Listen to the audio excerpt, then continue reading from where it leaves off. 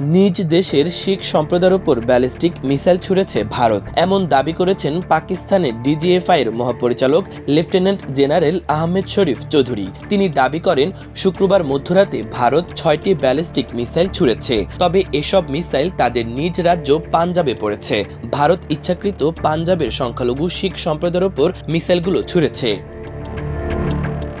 মধ্যরাতে তার এমন অভিযোগের পর ভারতের কোনো প্রতিক্রিয়া জানা যায়নি। মঙ্গলবার পাকিস্তানের আজাদ কাশ্মীর ও অন্যান্য জায়গায় মিসাইল ছুড়েছিল ভারত। ওই হামলার পরপরই সবার আগে এই খবর জানান পাকিস্তানের ডিজিএফআই মহাপরিচালক। অবশ্য পরে ভারত মিসাইল ছোড়ার সত্যতা স্বীকার করে। আহমেদ শরীফ চৌধুরী জানিয়েছেন, ভারত পাঞ্জাবের ঝালান্দার বিভাগের অদমপুর থেকে ব্যালিস্টিক মিসাইলগুলো ছোড়ে। এর মধ্যে একটি অদমপুরে আঘাত হানে, আর বাকি 5টি পরে পাঞ্জাবের অমৃতসরে। তার অভিযোগ, নিজ দেশের শিখ সম্প্রদায়কে লক্ষ্য করে মিসাইলগুলো ছুড়েছে ভারত।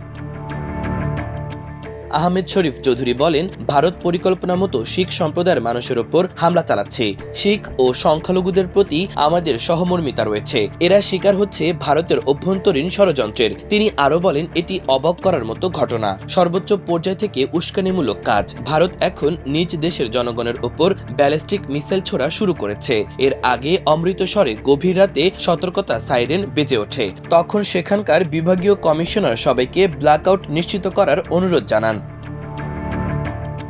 এদিকে পাকিস্তানের ব্যাপক গোলাবর্ষণে ভারতের এডিশনাল ডিস্ট্রিক্ট কমিশনার নিহত হয়েছেন। ভারত শাসিত কাশ্মীরের মুখ্যমন্ত্রী ওমর আবদুল্লাহ এ তথ্য জানান। শনিবার সকালে সামাজিক মাধ্যম এক্সে দেওয়া পোস্টে ওমর আবদুল্লাহ এ তথ্য জানিয়ে শোক ও দুঃখ প্রকাশ করেছেন। তিনি লিখেন, গতকালই উপমুখ্যমন্ত্রী ও সেই কর্মকর্তা একটি অনলাইন সভায় যোগ দেন। সেই সভায় আমি সভাপতিত্ব করেছি। আজ সেই কর্মকর্তার বাড়িতে পাকিস্তানের গোলা আঘাত করেছে। তারা রাজৌরি শহরকে টার্গেট করে হামলা করেছে। গোলার আঘাতে এডিশনাল ডিস্ট্রিক্ট ডেভেলপমেন্ট কমিশনার রাজকুমার থাপ্পা নিহত হয়েছেন। তিনি আরও লিখেন, এই ভয়াবহ প্রাণহানির জন্য আমার শোক ও দুঃখ প্রকাশ করার মতো কোনো ভাষা নেই। তার আত্মার শান্তি কামনা করি। এদিকে শনিবার ভোরে ভারতে বড় ধরনের সামরিক আঘাত এনেছে পাকিস্তান। বিমান ঘাঁটিতে হামলার বদলা নিতে ভারতের সামরিক স্থাপনা ও ক্ষেপণাস্ত্র সংরক্ষণাগারে হামলা চালানো হয়েছে। এই হামলায় প্রথমবারের মতো ফাতা-1 মাঝারি পাল্লার ক্ষেপণাস্ত্র ছুড়েছে পাকিস্তান। পাকিস্তানের সামরিক বাহিনী জানিয়েছে, ভারতের বিরুদ্ধে একাধিক ক্ষেপণাস্ত্র ব্যবহার করা হয়েছে, যার মধ্যে রয়েছে ফাতা-1 মাঝারি পাল্লার ক্ষেপণাস্ত্র।